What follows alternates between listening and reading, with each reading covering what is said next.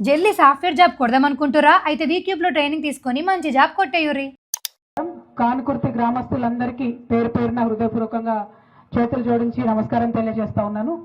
అదేవిధంగా గౌరవనీయులు పెద్దలు వెంకటరెడ్డి గారికి, శ్రీనివాస్ గారికి, ఎక్స్ సర్పంచ్ మన సీనా ఓకే సుభాష్ గారికి, జ్ఞానేశ్వర్ గారికి, సేరి వెంకటరెడ్డి గారికి, కోస్గి దానప్ప గారికి, బాలకృష్ణారెడ్డి గారికి, హన్మయ్య గారికి, సాయిరెడ్డి గారికి ఉల్లిగూడెం, అట్లనే గౌని శ్రీనివాస్ గారికి, ఎక్స్ ఎంపీటీసీ గారు, నారాయణ స్వామి గారికి, సత్యనారాయణ రెడ్డి గారికి, రామలింగం గారికి, జనార్దన్ గారికి, ఇప్పటి వరకు మాట్లాడిన సోదరుడు కృష్ణారెడ్డి గారికి, మరి ఈ కార్యక్రమానికి కర్త కర్మ క్రియ అయి ఖచ్చితంగా మీరు మా మండలానికి రావాల్సిందే, మా నియోజకవర్గానికి రావాల్సిందే, మా కాన్కుర్తికి వచ్చి ఈ గ్రామంలో జరుగుతున్నటువంటి అన్యాయాన్ని నిలదీయాలని చెప్పినటువంటి తమ్ముడు గవినోల శ్రీనివాస్ గారికి ప్రత్యేకంగా ధన్యవాదాలు తెలియజేస్తా ఉన్నాను. ముందుగా మీ అందరికీ తెలియాల్సినటువంటి అంశం, మనం తెలంగాణ తెచ్చుకున్నదే నీళ్ల కోసం. తెచ్చుకున్నది ఎందుకోసం? ప్రతి గ్రామానికి మంచిగా నీళ్లు రావాలన్నటువంటి ఆలోచనతో తెచ్చుకున్నాం. తెలంగాణ రాకముందు 10 ఏళ్ల కింద పాలమూరులో కూడా ఎక్కడంటే అక్కడ కరువు ఉన్న పరిస్థితి ఉండే. ఈ 10 ఏళ్లలో కేసీఆర్ గారు ఉన్న టైంలో మీ అందరు చూసిండ్రు. అంతకుముందు ఎన్నడూ ఎండాకాలంలో నిండని చెర్లన్నీ కూడా మనం నింపుకున్నాం. ఆ చెర్లతో వ్యవసాయం బాగానే సాగించుకున్నాం పాలమూరులో. దాంతోపాటు పాలమూరు రంగారెడ్డి అనేటటువంటి పథకాన్ని మనం ప్రవేశపెట్టుకున్నాం.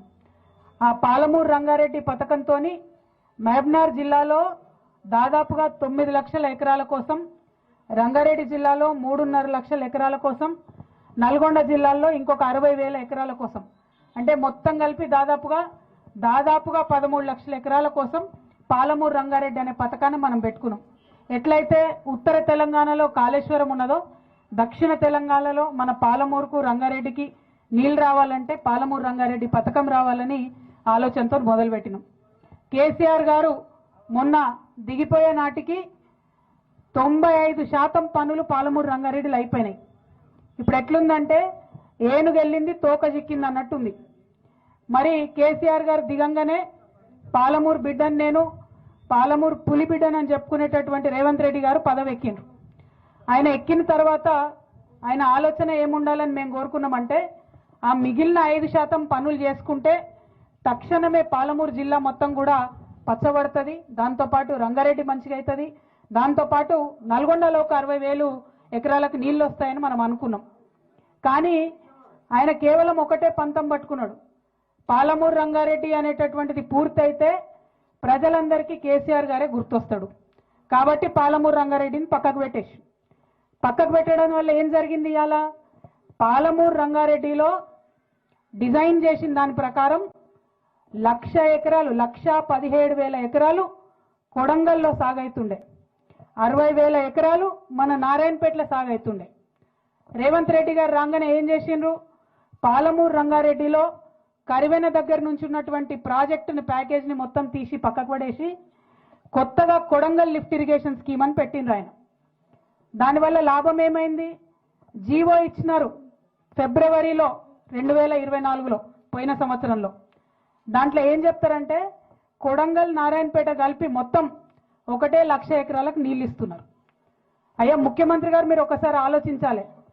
1,80,000 ఎకరాలకు వచ్చేటటువంటి పథకాన్ని పక్కకు పెట్టి 1,00,000 ఎకరాలు వచ్చేటటువంటి పథకాన్ని ఎందుకు చేపట్టినట్టు? మొదలు అది. రెండవది, ఈ కొడంగల్ లిఫ్ట్ ఇరిగేషన్ స్కీమ్ ఇప్పుడు ఏదైతే పెట్టినరో, ఎన్లైతే మన కాన్కుర్తి భూములు పోతున్నాయో దానికి స్టార్టింగ్ పాయింట్, ఒకవేళ ఇది కట్టే మాటనే అయితే దానికి స్టార్టింగ్ పాయింట్ నిజానికి జూరాలలో తీసుకోవాలి. జూరాలలో తీసుకుంటే ఏమవుతుందంటే సంవత్సరం పొడవుతా జూరాలలో 30 నుండి 40 రోజులు మంచిగా వరద వారుతుంది. అందులోకెళ్ళి నీళ్ళు తీసి చిన్న చిన్న రిజర్వాయర్లు కట్టుకొని వాటిని దాచిపెట్టుకుంటే సంవత్సరం పొడుగుతా మన రైతులకు లాభం అవుతుంది. కానీ ముఖ్యమంత్రి గారు మేమందరం నెత్తి నోరు కొట్టుకొని మొత్తుకున్నా కూడా కరివెన ప్రాజెక్టు తీసి పక్కకు పెట్టి జూరాల నుండి కాకుండా ఈ భీమాలో బూత్పూర్ కాడికెళ్ళి దీనికి లింక్ పెట్టింది. బూత్పూర్ కాడికెళ్ళి లింక్ పెట్టుడుతో ఏమైంది? ఇప్పుడు అసలు ఆ భీమాలోనే చక్కగా నీళ్ళు రావు, నిండా నీళ్ళు రావు, ఇంకా దానికి కొంత పని బాకీ ఉన్నది. ఇప్పుడు ఆ భీమాలకెళ్ళి 4 TMCలు కొడంగల్ లిఫ్ట్ ఇరిగేషన్ స్కీమ్ తీసుకుంటే మక్తలు కూడా ఎండేటటువంటి పరిస్థితి వస్తుంది. పూర్వంగా మక్తలకు నీళ్లు రావు. ఇప్పుడు ఈయన పెట్టిన దాంట్లో కాలువలు తీయకుండా ఏం చేసిండ్రు? పైపులు వేసిండ్రు. భీమా కాడ నీళ్ళెత్తి పైపుతోని చక్కగా కొడంగల్లో నీళ్ళు పోయాలి. మధ్యలో ఉన్న నారాయణపేట పోతుంది, దామర్గిద్ద పోతుంది, ఊట్కూరు పోతుంది. ఎవరికి ఒక సుక్క కూడా నీళ్ళు వచ్చేటటువంటి పరిస్థితి లేదు. కేసీఆర్ గారు కాళేశ్వరంలో కూడా పైప్తో ఇరిగేషన్ చేసిండ్రు. మా నిజామాబాద్ జిల్లాలో కూడా ప్యాకేజ్ ఉన్నది. మల్లన్న సాగర్ నుంచి హైదరాబాద్కు నీళ్లు తీసుకొచ్చేటటువంటి ప్రాజెక్టులో కూడా మొత్తం తొవ్వంటి అన్ని ఊర్లకు నీళ్ళు ఇచ్చేటట్టు ఆనాడు కేసీఆర్ గారు ప్రయత్నం చేసిండ్రు. ఇప్పుడు రేవంత్ రెడ్డి గారేమో పైప్ల నీళ్లు తీసుకుపోతాం కానీ మధ్యలో ఎవరికి నీళ్ళు ఇవ్వమని చెప్తున్నారు. ఎందుకోసం ఇవ్వలేరు అంటే ఈయన కనెక్టింగ్ పాయింట్ భూత్పూర్లో పెట్టుకున్నారు. అక్కడ నీళ్ళే లేవు. నీళ్లు లేవు కాబట్టి మధ్యలో ఎక్కడ ఇయ్యం, కొడంగల్ తీసుకుపోయి డైరెక్ట్ ఇస్తామంటున్నారు. కొడంగల్ బిడ్డలకు కూడా నీళ్ళు రావాలి. కానీ మధ్యలో ఉన్న వాళ్ళందరినీ ఎండబెట్టి మధ్యలో ఉన్న గ్రామాలన్నీ ముంచేసి కేవలం ముఖ్యమంత్రి గారి నియోజకవర్గానికి ఇస్తామంటే అది మాత్రం సరైనటువంటి విషయం కాదు. రెండవది, ఏదైనా పరిష్కారం ముఖ్యమంత్రి స్థాయిలో ఉన్న వ్యక్తి చూపిస్తే అది శాశ్వతంగా ఉండాలి. మళ్ళీ ఊకూకే రిపేర్ చేసేటట్టు ఉండదు. ఇవాళ ఒకవేళ ఈ ప్రాజెక్టు మొత్తం కంప్లీట్ అయితే కూడా మళ్ళా నీటి లభ్యత ఉండదు. భీమాలనే చక్కగా నీళ్ళు లేవు, అందులోకెళ్ళి ఇక్కడ తీసుకునే దాంట్లో నీళ్లు ఉండవు. మరి నీళ్లు రానటువంటి పైపుల కోసం మన ఊరు ముంచడం ఎందుకు అన్నది మొదట మనం ఆలోచన చేసుకోవాలి. రెండవ అంశం, మీ అందరినీ నేను కోరేది, ఎక్కడైనా ప్రాజెక్టులు కట్టినప్పుడు తప్పకుండా కొంతమందికి నష్టం జరుగుతుంది, కొంతమందికి లాభం జరుగుతుంది. కానీ ఈ ప్రాజెక్టు వల్ల మాత్రం మెజారిటీ ప్రజలకు నష్టం జరుగుతుంది తప్పితే లాభం జరుగుతలేదు. ఇలా ఇంకొక ముచ్చట కూడా మీరు దయచేసి గమనించాలి. అందరు పెద్దలు ఉన్నారు. ఈ జీవో వెంకటరెడ్డి అన్న 2024లో ఇచ్చినటువంటి రోజు 1,00,000 ఎకరాలకని జీవో ఇచ్చి దానికి ఉండే కాస్ట్ అంటే ఎంత అవుతుంది అంటే 2,900 కోట్లతో కడతాం ప్రాజెక్ట్ అని చెప్పిండ్రు. అది జీవో ఇచ్చిర్రు బాజాప్తా. ఈ సంవత్సరం నడ లోపల ఒక తట్టెడు మట్టి కూడా ఎక్కడ ఎత్తిపోయలే, ఎక్కడ పని చాలుగాలే, ఎక్కడ ఒక టిప్పర్ వచ్చి ఒక స్పూన్ మట్టి కూడా తీయలే. కానీ ఇవాళ ఆ ప్రాజెక్ట్ కాస్ట్ 4,500 కోట్లు అయిపోయింది ఆల్రెడీ. ఎట్లా పెరుగుతుంది ప్రాజెక్ట్ కాస్ట్? 1,500 కోట్లు. ఎందుకోసం పెరిగింది? ఎవరి కోసం పెరిగింది? ఆ 1,500 కోట్లకి మరి మన కానుకూర్తోళ్లకు ఎకరానికి 40 లక్షలు ఇస్తారా? అటువంటి ఆలోచన లేదు. ఆ పెరిగినటువంటి 1,500 కోట్లు పెద్దవాళ్ళ జేబులలో పోతున్నాయి తప్పితే మనకిచ్చే ఆలోచన ముఖ్యమంత్రికి లేదు. ఎందుకు ఈ మాట చెప్తా ఉన్నా అంటే ఈ ప్రాజెక్ట్ ఏదైతే కట్టినరో, ఈ పెంచిన 1,500 కోట్లు ఏదైతే ఉన్నదో, ఇద్దరు గుత్తేదారులకు ఇచ్చిండ్రు ఈ ప్రాజెక్టు, ఇద్దరు కాంట్రాక్టర్లకు. వాళ్ళిద్దరికి చెంచా మట్టి తీయకున్నా, తట్టెడు మట్టి ఎత్తకున్నా 600 కోట్ల రూపాయలు ముందే అడ్వాన్స్ ఇచ్చేసిరు వాళ్ళకు. అడ్వాన్స్ ఇచ్చి సంవత్సరంన్నర అవుతుంది, పని మాత్రం చాలు చేయలేదు. మరి నేను అడిగేది ఒకటే, ఆ పెద్దవాళ్ళ మీద ప్రేమ ఎందుకు, ఈ పేదవాళ్ళ మీద ప్రేమ ఎందుకు లేదు ముఖ్యమంత్రి గారు? మీరు ఇదే జిల్లా బిడ్డ అని చెప్తున్నారు, ఇదే జిల్లాలో ఉన్న నేను పులి బిడ్డను, నేను ఇది చేస్తా అది చేస్తా అని చెప్తున్నారు. మీరు నిజంగా పాలమూరు బిడ్డ అయితే ముందు పాలమూరు రంగారెడ్డి స్కీమ్ తొందరగా పూర్తి చేయండి. దయచేసి 9 లక్షల ఎకరాలకు వచ్చేటటువంటి ఆ పథకాన్ని తొందరగా పూర్తి చేయండి. రెండవది, ఈ కొడంగల్ లిఫ్ట్ ఇరిగేషన్ స్కీము ఈ డిజైన్లో 80,000 ఎకరాలకు తక్కువ నీళ్లు వస్తున్నాయి ఇదివరకు ఉన్న దానికన్నా. కాబట్టి తక్షణమే మక్తల్లో, నారాయణపేటలో, ఊట్కూరులో, దామరగిద్దలో మరి అందరికీ కూడా నీళ్ళు వచ్చేటట్టుగా ఈ ప్రాజెక్టు స్కోప్ను పెంచాలని కూడా నేను డిమాండ్ చేస్తూ ఉన్నాను. మరి దీంతో పాటు ఎవరైతే ఇవాళ భూములు కోల్పోతున్నటువంటి ప్రజలు ఉన్నారో వారందరికీ మళ్ళీ ఒకసారి ప్రభుత్వం పిలిపించి ఖచ్చితంగా చర్చలు చేయాలి. అన్న చెప్పినట్టు హైదరాబాద్కు దగ్గరగా ఉన్నది, భూమి విలువ పెరిగినటువంటి పరిస్థితి ఉన్నది. ఇటువంటి సందర్భంలో ఇదివరకు మల్లన్న సాగర్ నిర్వాసితులకు కూడా ప్రత్యేక ప్యాకేజీలు ముఖ్యమంత్రి గారు ఆనాడు కేసీఆర్ గారు చొరవ తీసుకొని ఇప్పించడం జరిగింది. అదేవిధంగా ఇప్పుడు కూడా ఎకరానికి అన్నవాళ్ళు డిమాండ్ చేసినట్టు 35 నుండి 40 లక్షల రూపాయలు ఇస్తే అందరికి కూడా గిట్టుబాటు అయ్యేటటువంటి ఆస్కారం ఉంటుంది. దాంతోపాటు రేపు మన ఊర్లో ఉన్న 800 ఎకరాలు రెవెన్యూ పోయినట్టయితే, అక్కడ అంత పెద్ద రిజర్వాయర్ వచ్చినట్టయితే ఊర్లో ఉన్న ఇండ్లకు కూడా తేమ వచ్చే పరిస్థితి ఉంటుంది. కంప్లీట్గా రిజర్వాయర్ పక్కన ఉన్నటువంటి ఊర్లు ఎప్పుడైనా కూడా కొంత ఇబ్బంది గురయ్యే ఆస్కారం ఉంటుంది. కాబట్టి మంచి ఇండ్లు కట్టించేటటువంటి R&R కాలనీ కూడా ఇవ్వాలని చెప్పి నేను డిమాండ్ చేస్తూ ఉన్నాను. దాంతోపాటు ఇదివరకు పెద్ద ప్రాజెక్టులలో భూములు పోయినప్పుడు ఉద్యోగాలు కూడా ఇవ్వడం జరిగింది.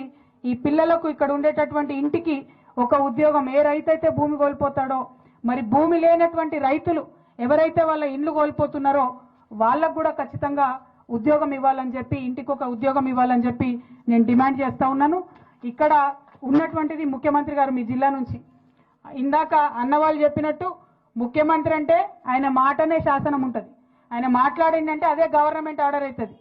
కానీ దారుణం ఏంటంటే ఈ ముఖ్యమంత్రి గారు ఇప్పుడు ఒక మాట చెప్తాడు, గంటకు ఒక మాట చెప్తాడు. మనం చూసినాం ప్రతి ఒక్క విషయంలో. ఏమని చెప్పిండ్రు? బోనస్ ఇస్తా అని చెప్పిండ్రు. 3 నెలలు అయిపోయినాయి కొనుగోలు కేంద్రాలు తీసేసి, ఇంతవరకు ఎవరికి కూడా బోనస్ రాలే. సన్నవడ్ల విషయం 2500 ఆడపిల్లలకి ఇస్తామని చెప్పిండ్రు, ఒక్క ఇంట్లో ఒక్క ఆడబిడ్డ కూడా 2500 రాలే. ఒట్లేసిండ్రు ఉన్న అన్ని దేవుళ్ళ మీద రుణమాఫీ చేస్తామని, 60% దాకా రుణమాఫీ అయిన తప్పితే ఎక్కువ ఎక్కడ రుణమాఫీ కాలే. అన్ని అంశాలు ఎందుకు చెప్తా ఉన్నా అంటే, ఇది కేవలం బీఆర్ఎస్ సభ కాదు, నాకు తెలుసు అన్ని పార్టీల వాళ్ళం ఇక్కడ ఉన్నాం.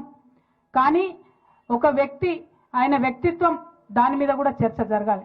నారాయణపేటకు వచ్చి ఇక్కడ 20 లక్షలు ఇస్తా అని చెప్పిపోతే ముఖ్యమంత్రి గారు, ఆఫీసర్కి ఎంత దమ్ము ఉండాలి 14 లక్షలకు ఇచ్చేది?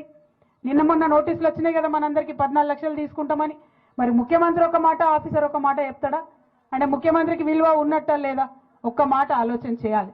ముఖ్యమంత్రి గారు బాధ్యతాయుతమైన పదవిలో ఉన్నవారు, వారు ఇచ్చినటువంటి మాట సంపూర్ణంగా నిలబెట్టుకోవాలని నేను కోరుతున్నాను. 20 లక్షలు కూడా హైదరాబాద్కి దగ్గర ఉన్నది కాబట్టి, ఇక్కడ విలువ తక్కువ కాబట్టి అందరినీ కూర్చోబెట్టుకొని మళ్ళొకసారి మీటింగ్ పెట్టి 35 నుండి 40 లక్షల లోపల ధర వచ్చేటట్టుగా భూములకు ఇవ్వాలని చెప్పి నేను గౌరవ ముఖ్యమంత్రి గారిని డిమాండ్ చేస్తున్నా. మరి మా తమ్ముడు శ్రీను చెప్పినట్టు, అన్న వెంకటరెడ్డి అన్న చెప్పినట్టు, అదేవిధంగా మన గ్రామంలో ఉన్న అన్ని పార్టీల నాయకులు ఇక్కడ చెప్పినట్టు, మన కానుకుర్తి గ్రామంలో మనకు న్యాయం జరిగేంత వరకు మీ పక్షాన, మీ చెల్లెగా, మీ అక్కగా, మీ తోడుగా నేను నిలబడతానని ఈ సందర్భంగా తెలియజేస్తూ, మరి జనరల్గా ఏదన్నా విషయం పట్టుకుంటే నేను అది పూర్తయ్యే వరకు వదిలిపెట్టను. ఇవాళ కానుగుర్తికి వచ్చినామంటే మన సమస్య తీరేంత వరకు, మీ అందరికీ నచ్చేటటువంటి పరిష్కారం దొరికేంత వరకు కూడా వదిలిపెట్టకుండా మీ వెంట ఉంటానని చెప్పి మీ అందరికి కూడా మళ్ళొకసారి తెలియజేస్తూ, మరి గ్రామంలో అక్కడ మొదలు చౌరస్తా దగ్గర నుంచి ఇక్కడి వరకు మంచిగా ఎదుర్కొని డప్పులతోని వాయిద్యాలతోని తీసుకొని వచ్చి మర్యాదపూర్వకంగా తీసుకొని వచ్చినటువంటి మా అక్క చెల్లెలకు, అన్నదమ్ములకు, యువమిత్రులకు అందరికీ కూడా మళ్ళొకసారి ప్రత్యేకంగా ధన్యవాదాలు తెలియజేస్తున్నా. ముఖ్యమంత్రి గారికి మళ్ళీ ఒకసారి చెప్పేది ఒకటే, రైతు లేనిది రాజ్యం లేదు. రైతు ఏడ్చినటువంటి రాజ్యం ఎన్నడూ కూడా బాగుండదు. రాజ్యం బాగుండాలంటే, రాష్ట్రం బాగుండాలంటే మొదలు రైతు బాగుండాలి. మన పాలమూరు జిల్లా రైతు కంట కన్నీరు గారకుండా చూసుకోవాలని ముఖ్యమంత్రి గారిని డిమాండ్ చేస్తూ, రైతుల పక్షాన నిలబడి పోరాటం చేస్తామని మరొకసారి తెలియజేస్తూ మీ అందరి దగ్గర కూడా సెలవు తీసుకుంటున్నాను. Thank you. జై తెలంగాణ, జై తెలంగాణ.